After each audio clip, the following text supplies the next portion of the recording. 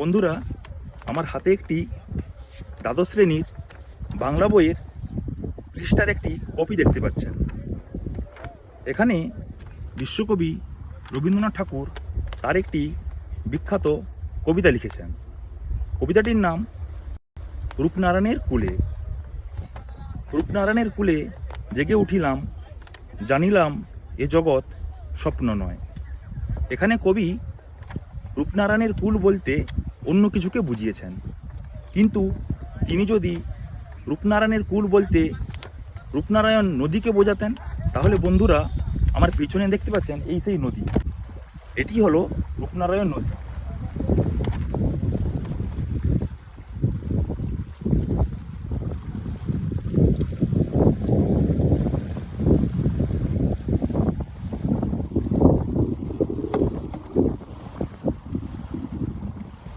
তার সাথে এও বলে রাখি যে এটি একটি মিষ্টি জলের নদী।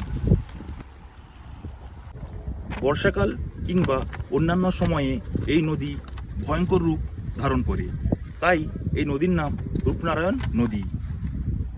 নমস্কার।